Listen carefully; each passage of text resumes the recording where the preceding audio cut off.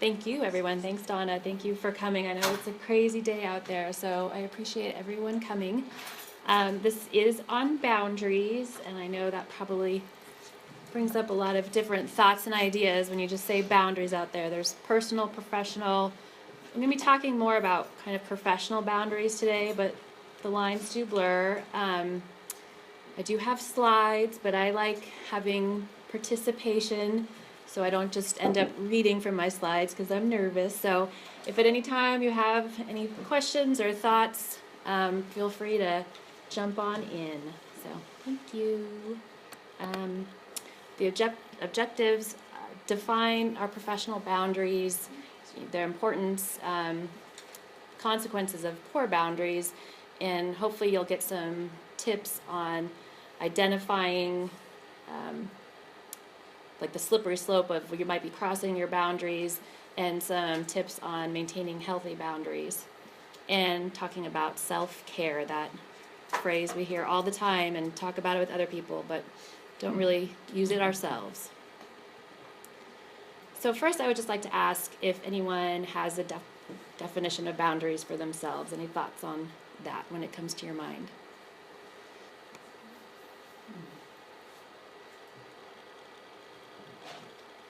I'll give you a technical definition of boundaries. Donna over there. Oh, sorry, Donna. I missed you. I just did because no one else was Thank you. responding, so I'm trying to be participating. Thank you, I appreciate it. It's noted.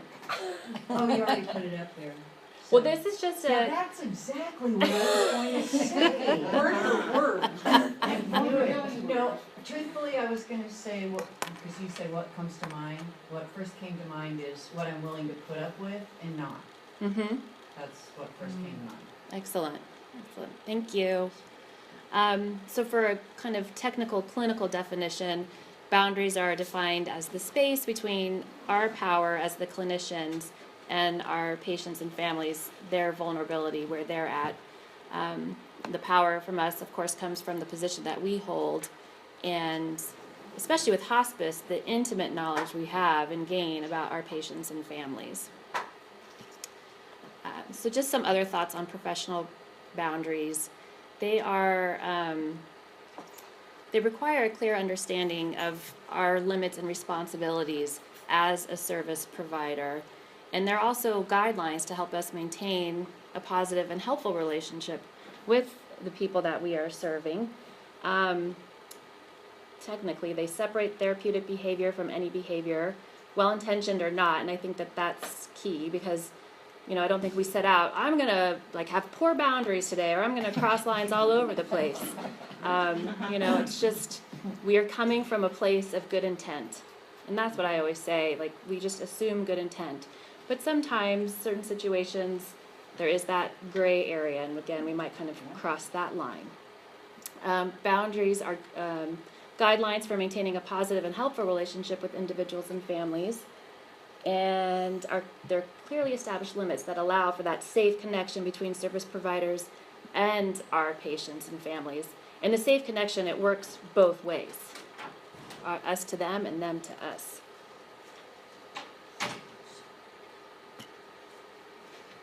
Boundaries help define effective and appropriate interaction between professionals and our families, and they exist to protect the professional and our families. And I would also add the organization as well, because sometimes when we have poor boundaries or cross some lines and our families get upset with the team member or whatever, it can reflect back on the organization. And kind of going back to what we just talked to a minute ago, they're not just the rules that reinforce with the clients, but they're rooted in an understanding of ourself and how we interact with others. And that's kind of saying we don't set out to blur boundaries. So if we have a better understanding of ourself and where we're coming from, I think that helps maintain. So why are boundaries important? Any thoughts on that before cheating and reading the slide? I think they can help you from burnout. Mm-hmm. Definitely. Unclear expectations from the family. Exactly. Issues with your coworkers. If I'm crossing all the boundaries and Fran comes in after me and is like, I'm not doing that, if I'm frustrated with Fran, thinking that my boundary is she's not doing what she's supposed to. Right, right, absolutely. Thank you. Oh, I thought so, yeah. It could, it helps people just feel more comfortable in the work environment, both people that are working for the company and the clients or patients that we might be working with. Exactly. Yeah. Exactly. Thank you.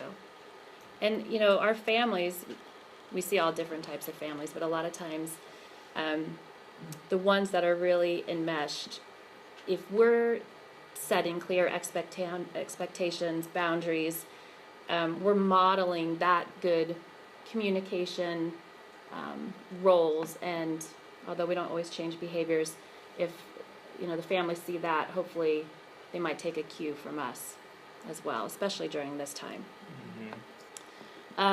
So I mean, I think we hit a bunch, but they help us stay focused on our responsibilities to the individuals and families, the healthy communication, and like Heather was saying, they help encourage open communication with other team members.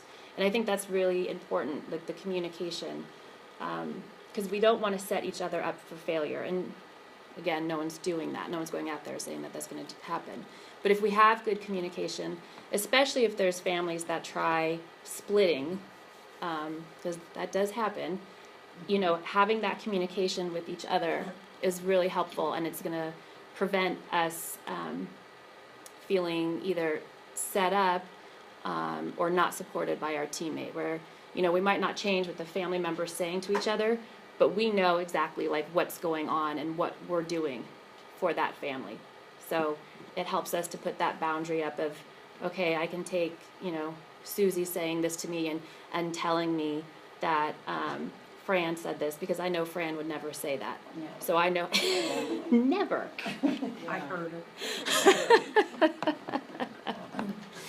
I think there's a legal implication too, isn't it? It keeps us on the right side of the law in many cases, even if they're laws that we're not totally familiar with. They're Right. out there. Right. Absolutely. Absolutely. And that goes into documentation as well, but we'll save that for another day. And they also ensure our physical and emotional safety. You know, making sure that we're not putting us in a dangerous situation just out of guilt or feeling that, you know, we should be doing something for this family that we really shouldn't be doing.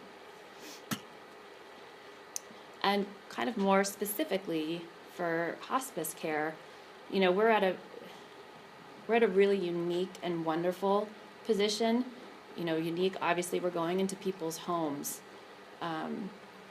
at such a precious time in their lives as, you know, helping them, the patient and their family, through this journey. So there is no real black and white with the work that we do. It's a lot of gray. So, you know, I think especially with our work, boundaries are really important. And it can be hard because we're building rapport in a different way than, let's say, you are working in a hospital and you've got a patient who's there for 1 or 2 days, they're discharged, you never really see them again. And you don't know really what's happened to them after they've discharged. You know, we're there, we might be with them for 1 or 2 days, you know, unfortunately sometimes. But then again, there's Fran, and we still like hopefully know what's going on with them afterwards. So we do build rapport with patients. And it's important with that to give them the best service. But we have to be aware of our boundaries, that the rapport building doesn't turn into kind of crossing over and doing more than, like Heather was saying, other team members would do in setting each other up for possible failure that way. So we work with our patients and families on a very deep and personal level, and they are vulnerable at this time. So we have a responsibility to do things to the best of our ability to ensure that we're not harming our patients physically, mentally, emotionally, or their families. Working with our end-of-life issues, it can be draining and stressful, so it helps us manage ourselves as well, and it also helps us manage the families. When we set those expectations, especially in the beginning, it helps define our roles, both for us and the family members, so they know and what to expect from us. So boundary violation, doesn't that sound harsh? Someone's gonna write you a ticket. I'll be out there. So what is a boundary violation? It's really anything that alters the limits that allow for a safe connection based on the needs of the patient and family. Any behavior, interaction which damages the patient, professional, or the therapy, the support that we're providing. And again, kind of we mentioned before, the violations, it's not our intention to go out and violate boundaries. And we might not even have a sense that we're doing it, but again, it's the perception of the patient and the family. So that's why, especially like the setting expectations is really important. And you know, how many times have you kind of gone out, done a visit, done a talk, and you've talked for an hour and gone over so many things, but they hang on to just one part of it. You know, they hear what they want to hear a lot. They're overwhelmed. There's a lot going on. So setting those expectations clearly will help that. Violations can result when there's confusion between the needs of the clinician and those of the patient or family. And they're also characterized by excessive personal disclosure by ourselves. And again, that's that gray area with building rapport. And are we just building rapport, or are we disclosing too much about our personal lives and blurring that line between professional and friend? The violations, they can harm the patient, the family, us, and our organization. So some common boundary violations: offering assistance outside of your role, venting with the patients or families about colleagues or agencies. I worked at a previous agency, and I went on a visit, and the patient was telling me all about this supposed merger that was going on with our organization, which I knew about, but no one outside of the agency was supposed to know about. And so I'm sitting there going, okay, well, moving on. So obviously one of the team members had been there talking about the merger, and the patient was getting upset, not knowing what was going to happen. So that was a clear boundary violation. And so it got the patient upset, and it put me in an awkward position because I was caught off guard and having to kind of backpedal and, put it to the side and everything. So one violation can have several effects. Going out with the patient or family, or inviting them out on a social setting. I hope that doesn't need to be said, but I put it in there, so just in case.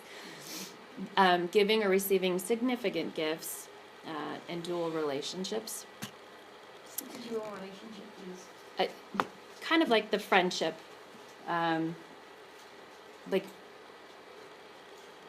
We get something when we go out and visit families. But it's when you're kind of crossing the line and you're going there more to get more out of maybe a friendship type relationship than like a clinician type relationship. okay, thank you. Kind of going back both ways. So there's a slippery slope of boundaries. Watch out.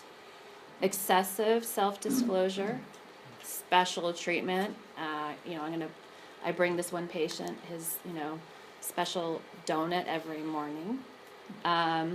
Physical contact, which obviously in a way that we normally, outside of our scope of practice, because there's in hospice physical contact, but outside of scope of practice. Increased in time spent with the patient or the family and contacting outside of the professional relationship. More slippery slope. Choosing sides. How many times are we put in the middle of a family dispute? Now, in our minds, we're saying, oh, yeah, Bob over here is in the wrong, or, we probably have our own opinions on what's going on, but it's not voicing those opinions and trying to stay neutral and trying to do what's best for the patient and family to, clear up the communication. And but sometimes, I had a daughter call me livid because she was taken out of the will. and the patient had died. Like that morning, she called me and didn't want like emotional support, but just she took me out of the will. You have to get me an attorney, like this, that, and the other to solve the will issue. Well, that's outside of my scope, and I'm not going to get set up. I'm not going to get caught up in that, because then the other siblings calling me saying, well, she was taken out of the will for this reason, da da da da. So you have to try to hear them so they feel like they're being heard, because a lot of times that's the main issue. They just are trying to vent. But just make sure that nothing that you are saying can be really construed in a way of, oh, well, you know, Dara supports me and she's on my side. And then you go out, right, and then you're in trouble for supporting them. Feeling that only you have the best interest at heart for the patient and that no one but you can assist the patient. If you're starting to have those feelings, it's probably good to step back for a minute and look at what's going on with the patient and family. Is there something different about this patient and family that's affecting you? Do they transference, countertransference? Are they reminding you of your own family and loved ones? Kind of what's going on that's making you feel these ways? Because again, going back to what Heather said, when you're kind of putting out that only, like, you're providing the best and only you can assist the patient, when another team member goes out, that's putting us at a disadvantage, and maybe even the family doesn't want anybody else to come. So let's examine boundary issues. So with each family, boundary issues may pose dilemmas for us, and there may be no clear, obvious answer. In determining how to proceed, here's some questions that can be helpful.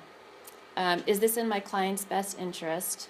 I think this is important. Whose needs are being served? Is it really more the patient, or is it more kind of filling your cup up, so to speak? Will this have an impact on the service I am delivering? And should I make note of my concerns or consult with a colleague? And I think that that's really important, and kind of going back to team cohesiveness, communication. Hopefully there's someone that you feel that you can talk to and say, you know, whether it's processing a visit that just happened, or a debrief, or, you know, I'm having this feeling, or I was, you know, I did this for this patient, or I'm thinking this. Like, what do you think about that? Just having someone, whether it's someone here, you know, in your same, whether it's another nurse, home health aide, social worker, or someone else, just someone that maybe you feel comfortable talking to kind of see, because, you know, sometimes you can think about it in your mind, but talking it out and having that soundboard helps you answer some more of your questions, and maybe the person isn't really saying anything, but just talking it out gives you some clarity.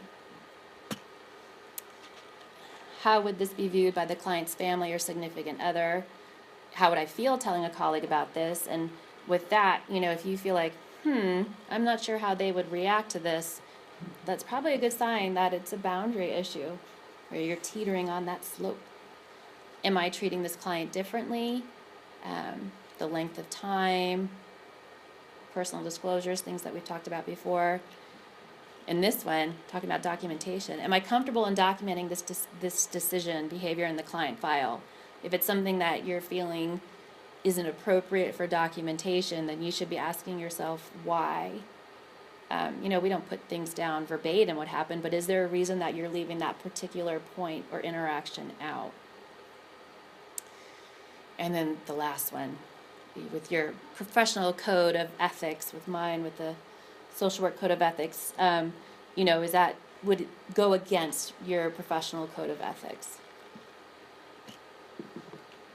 So consequences, something I talk to my kids about all the time. There's consequences. Patient may receive, you know, inappropriate or unhelpful services.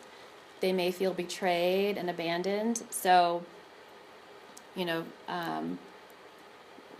Susie's going out to see Sam all the time, and she's crossing boundaries, you know, bringing him food all the time, staying extra long time for him. she goes on vacation, and Stacy goes out, and she's doing her job, she's there for the time, and he's like, well, wait a minute. I usually have 2 hours of socialization time. Where's, the food that I'm always brought? And then, well, I don't want Stacy to come back. She's not doing her job. So they may be unwilling to trust the services provided, thinking that now we're providing or not providing complete care. The reputation of the agency could be compromised, and really team cohesiveness may be frayed. And I think that that's one of the biggest consequences, is that we have a great team. And I feel like the communication is really well and everything. So team cohesiveness, and I don't know people who've worked elsewhere with maybe not strong team cohesiveness, know the challenges that presents when everybody's kind of just out there on their own, doing their own thing. I mean, we're out there on our own enough to begin with, just with our job. And so when there's no team cohesiveness, or feeling I can't talk to another social worker because, they have poor boundaries, then that's it's putting me at a disadvantage, it's putting that social worker and then the patients and families out. So we've kind of gone over this, but an example of a negative consequence is allowing a patient or family member to feel that they have that special relationship with you could lead them to become overly dependent on you as the clinician. And if you then transfer patients, territories change, what have you, any of that positive work you've done could disappear because they're having either a difficult time separating from you, accepting a new team member, feeling like that new team member isn't doing enough for them and that their services have been compromised. So how can we build and preserve our boundaries? Like we said, they're essential to our healthy relationships and a healthy life for us. They establish clear agreements. They establish with the patient and our family our roles, our availability, and how to contact us. So again, going back to that, setting expectations. Like we do with the phone number. This is the office phone. That's what you give out, and this is how you can contact us. And there's someone always here. Your availability, your schedules, things like that. So they're not thinking that you're available to them 24/7. Because you might think, well, I'll just give them my phone number this one time because we're scheduling, we're missing each other, trying to schedule a visit. It's no big deal. It'll be easier just to get in touch with each other. So you do it for that one time, but all of a sudden they need something at, 8 o'clock, 9 o'clock at night, and they're calling you, and you're out, you're having dinner, whatever, you're not paying attention to your phone, and then they're getting upset because no one's responding to them, you're not calling them back. Share personal information only related to goals. Again, talking about the rapport building, and we are at such a unique environment going into the people's homes, and sometimes you might have a person who's a little standoffish. It's I know I've talked about, well, not anymore, but the Chargers, and I had a patient who, didn't really talk much to anyone, but he just lived and breathed football, and we used to have season tickets to the Chargers, so that kind of opened up the door for me to have an icebreaker conversation where we started talking, and then that conversation about football gave me an opening to asking how he was feeling and kind of going on from there. So there are tricks and tools that you use to, build that rapport and open the door, and that's great and that's wonderful. So it's all related to the goals. But if you're going above and beyond that and sharing more than that, again, kind of rewinding and asking yourself, why are you doing that? Address the warning signs early, kind of just going back over your expectations and your role. Again, you might have to frequently do that sometimes, especially with some of our families who they'll just keep trying to get a little bit more. So you just, set those boundaries and clarify your role. So just some tips on helping with boundaries, naming your limits, and it's not like you don't have to go out saying, that's my limit, this is my limit, but again, a self-check for you. You can't set good boundaries for yourself if you don't really know where you stand. So really kind of, as you said, being self-aware and what your limits are and what you can tolerate and accept. And then kind of where you're reaching the breaking point or getting stressed out and why that's happening. Give yourself permission. Fear, guilt, self-doubt, those are all pitfalls. We might fear either the patient's response or our coworker's response if we are setting up our boundaries. And we might feel guilty by speaking up or saying no. Especially if it's a new thing that we're doing, these boundaries. It can feel a little awkward or, well, I should probably say no, but, again, asking yourself, are you the only person that can do that job? We're all really good at the job that we do, and you have your teammates for a reason. Self-awareness, what we talked about before. What am I doing, or what is this situation eliciting that's making me feel this way? So then kind of thinking to yourself, what do I have control over? You have control over what you're gonna do. We don't have control over the other people. We're there to support them and help them and give them resources or, the knowledge that we have. But, we have control over ourselves, and so practicing that self-awareness. The self-care, making self-care a priority. Putting yourself first can kind of give you more of a positive outlook, give you that break and energy to come back and be there for not only your family, but your coworkers, and then, our patients and their families. Start small. Long time ago, when I first met my husband, I was one of those people where I hated to say no. I can do that. Yeah, I can do that. And just running around, running myself ragged. And so my boyfriend then was saying, well, you just have to say no. You can't do this, you can't do that. And that was so foreign to me. So he would start to ask me to do things, and I would say no. He's like, oh, maybe I shouldn't have told you to do that. But I felt comfortable with him, so that's where I started practicing my boundaries. And I said, well, I'm sorry, but no, I can't. Nope, you're on your own there. And just kind of going from there. So, starting small, like I said, it can, sometimes we'll feel awkward or that guilt, but we have to start somewhere and taking care of the self. Because how many times do we go to our families and say, what are you doing for self-care? How are you, taking care of yourself, giving yourself time? And we say it all the time, and then we go home and do the exact opposite. So here's some enhancers. Our communication, our professional norms, supervising, processing and debriefing. Like I said, if there's someone that you feel comfortable with, just like, I just had this situation, this is what I'm feeling, wanted to run it by you, kind of see what you thought. Balancing your life activities. I know that can be hard, but hopefully we can do that a little bit. A well-established and implemented plan of care, because that's giving us our goals and our directions and the reasons for why we're going out and visiting people. Healthy relationships outside of work, and leave work at work. That's a joke. Right. I had to put it in there.